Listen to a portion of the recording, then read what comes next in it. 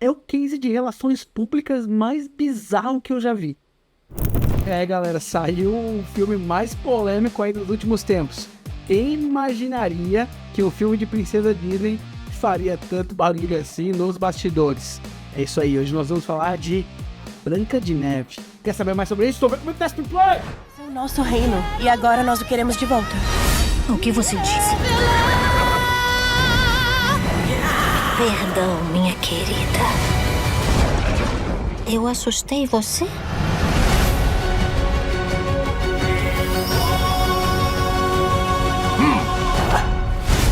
Então, como é que eu posso começar a falar sobre esse filme? Esse filme é muito interessante porque tem duas histórias rolando ao mesmo tempo. A história do filme, da Branca de Neve, e uma história muito mais interessante, que são os bastidores bagunçados desse filme. Esse filme já veio torto desde o começo. Quando anunciaram a Branca de Neve, começaram a se especular quem seriam os atores que ia fazer. E aí é claro que naturalmente foram no Peter Dinklage para ver se ele seria um dos anões. E o Peter Dinklage é tipo o astro, o super astro dos anões, é o Hollywood. E ele deu uma declaração falando que acha isso ofensivo, que é horrível os papéis que tem para os anões da Branca de Neve, que eles são criaturas que vivem em cavernas e que ele acha isso ofensivo. They're very proud to cast a Latino actress as Snow White. Yeah. But you're still telling the story of Snow White, yeah. and Seven Dwarfs. Sure. So, take a step back and look at what you're doing there. Yeah. I know. That makes no sense to me. Well, You're progressive in one way, but you're still making that backward story of seven dwarves living in a cave. What the are you doing, man? Aí pronto, já arranjou o primeiro problema pra Disney. Eles teriam que fazer um filme da Branca de Neve dos 7 anões sem poder contratar anões. Porque o homem lá tem lugar de fala. Só que aí, os outros atores anões, que não trabalham tanto, começaram a se manifestar que queriam sim anões no filme. Afinal, não tem tantos papéis assim para anões.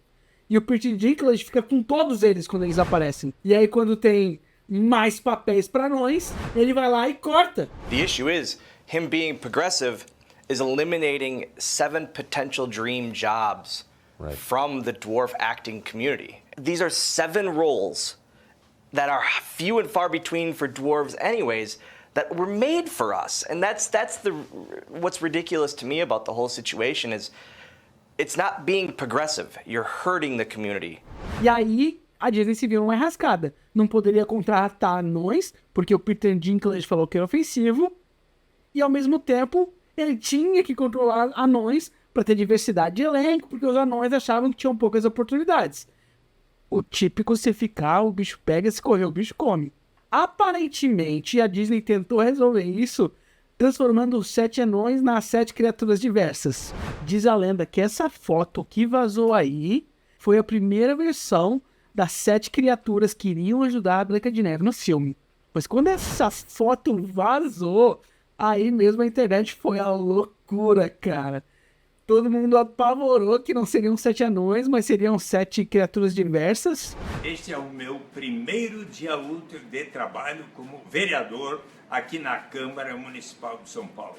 E eu quero muito lhes apresentar uma extraordinária equipe com extraordinária diversidade. 2 negros, um negro, uma negra, uma indígena, um gay, uma pessoa oriental, 2 aposentadas, 2 mulheres trans, 4 nordestinos e um ex-morador em situação de rua. E aí vem todo aquele papo de lacração, de cultura ideológica, de guerra cultural. E a Disney mais uma vez se viu no olho do furacão. Meses depois, eles nos aparecem com esses anões bizarros de CGI. Esperem!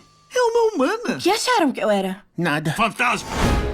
É engraçado que quando a gente vê o filme, esses 2 grupos estão lá, tá? Os 7 anões de CGI e aqueles 7 caras diversos ali, entre homens e mulheres de todos os tipos.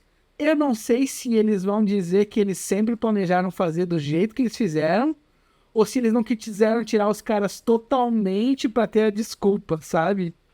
Mas os 2 grupos estão lá, o grupo original tá no filme com um papel bem pequeno, assim, ó, claramente só pra justificar que eles não mudaram nada depois das refilmagens, como se o grupo tivesse pensado pra estar lá. Mas tem uma carinha de refilmagem. E aí, pra adicionar tempero nisso tudo, jogar mais bagunça no ventilador, essa menina, a Branca de Neve, faz uma entrevista e começa a saltar algumas declarações bem polêmicas, bem complicadas. It's a beautiful story about an amazing girl who wants to find the true self of hers. That is just so appealing and so special.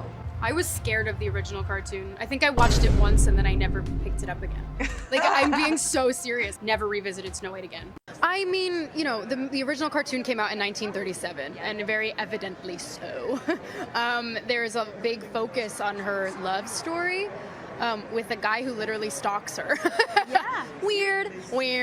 Se você tem acompanhado, você já viu isso um monte na internet, mas pra mim a maior falta de respeito é essa aqui, ó. So no Prince or a different kind of Prince? We have a different approach to what I'm sure a lot of people will assume is a love story just because, like, we cast a guy in the movie, right. Andrew Burnap, great dude. Yeah. It's one of those things that I think everyone's going to have their assumptions about what it's actually going to be, but it's really not about the love story at all, which is really, really wonderful. And whether or not she finds love along the way is anybody's guess until 2024. All of Andrew's scenes could get cut. Who knows? It's Hollywood, baby.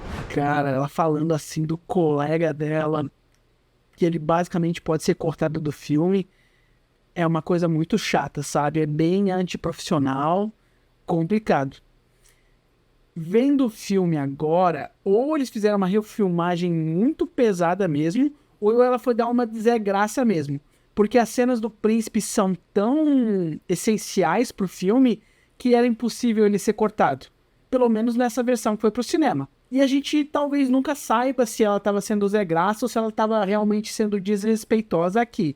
O fato é que o príncipe tá no filme, com cenas importantíssimas, e elas falando que o príncipe não vai salvar a princesa... I just mean that it's no longer 1937, and we absolutely wrote a Snow White that is... She's not going to be saved by the prince. She's not going to be saved by the prince, and she's not going to be dreaming about true love. She's dreaming about becoming the leader she knows she can be, and the leader that her late father told her that she could be if she was fearless, fair, brave, and true. Minha amiga, ele não salva ela uma vez. Ele salva ela pelo menos 2 vezes. Uma de uma flechada no coração, que ele se joga na frente... E eles falam literalmente, nossa, ele salvou a sua vida. E no final, que não é nenhum spoiler pra ninguém, o beijo enquanto ela tá dormindo. Eles criam um artifício ali pra ter o consentimento, porque tem essa questão de que nos dias de hoje o príncipe não poderia beijar a princesa sem ela permitir. Eles basicamente deixam o príncipe ouvir o plano da Rainha Má, e ele sabe que somente um beijo pode acordar. E tem uma meia-culpa ali pra ele mais ou menos saber que ele tinha que fazer isso pra salvar a vida dela. I just mean that it's no longer 1937. Ela diminui a importância do filme original, ela fala que essa história vai ser diferente porque aquela tá muito ultrapassada pros dias de hoje. E isso saiu um pouco como soberba, como se ela não gostasse muito do filme original. O que rendeu diversos vídeos na internet por meses. Um monte de gente ganhou um monte de seguidores só falando mal dessa mulher. Mas sem querer participar dessa turba aí pra falar mal dela, eu vou fazer nesse vídeo aqui as minhas reclamações sobre ela. Me posicionando um pouco como produtor também, né? Eu trabalho com produção de filmes. E, cara, pra quem dirigiu o filme, pra quem produziu o filme, foi um grande desserviço o posicionamento dessa atriz. A gente vê o quanto isso reverberou. Eles cancelando a premiere do filme, não tem mais entrevistas com o elenco, né? Você não vê os protagonistas juntos numa entrevista um do lado do outro. Você não vê o diretor junto com a atriz principal dando entrevistas. Toda essa turma ficou muito chateada pelo movimento que ela gerou contra o filme. Então muitas vezes a gente se questiona por que um ator, um protagonista ganha um salário muito alto, é por causa desse poder. Ela, com poucos movimentos, comprometeu um filme de 300 milhões de dólares. É um prejuízo muito grande com 2 mexidas no tabuleiro, sabe? Então, um protagonista bem preparado, que entrega e tem um grande carisma, fazem sim muita diferença. Também tem todo o rolê de que a Gal Gadot é de Israel e a outra menina é pro-Palestina. Então, tem uma questão ali de atrito bem forte sobre isso. Cara, ela conseguiu fazer um vídeo dizendo pra todo mundo que não concorda politicamente com ela, não gastar dinheiro com ela.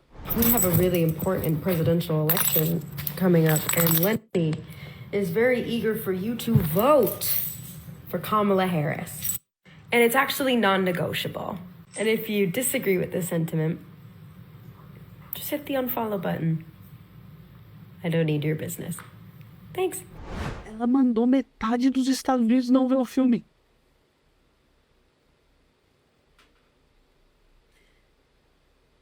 É o case de relações públicas mais bizarro que eu já vi.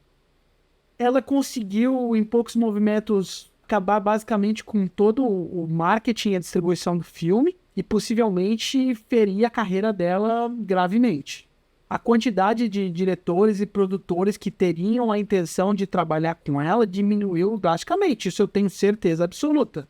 E não necessariamente ela é uma má atriz. Em musicais, ela já é um talento comprovado, ela canta de fato muito bem. Eu acho que a atuação dela ainda não tá madura, ela é uma atriz jovem que ainda tá se descobrindo, mas ela é uma grande cantora de verdade. E ela tá com as portas abertas. E esse movimento aí foi complicado, viu? A gente vai ver ela cada vez menos. A não ser que um milagre aconteça e esse filme acaba fazendo um monte de dinheiro. Mas eu acabei de ver o filme. O filme original, ele tem uma ingenuidade encantadora. Ele evoca uma fantasia muito confortável, ele tem magia. A gente vê ele e fica admirado. Essa versão aqui é brega. Parece que a gente tá no parque de diversão da Disney, não parece que a gente tá num mundo de fantasia. Parece que a gente tá num negócio meio plastificado, parece que eu vou poder comprar um cachorro quente na esquina, sabe? A narrativa é muito parecida do que a gente viu, com algumas adições, mas nada que justifique uma história nova, não é aí que tá a força do filme. Eu acho que o que eles tentam trazer de novo pra gente são os números musicais, mas eles não são tão impressionantes assim. E as atuações, elas nem têm espaço pra crescer. Tem gente que brinca muito com a atuação da Gal Gadot, mas eu não acho que ela é tão ruim quanto falam. E ela tem presença de tela, sabe? E ela realmente sabe se portar muito bem. O papel aqui da Rainha Má é que também não é muito desenvolvido, né? Eu não me lembro de você ser tão cheia de opinião. Se é que esse filme vai ganhar alguma premiação lá na frente, eu apostaria muito no Framboesa de Ouro. O Framboesa de Ouro, pra quem não sabe, é o contrário do Oscar. Premia os piores filmes do ano. Mas é mais um live action da Disney, né? Não teve nenhum bom.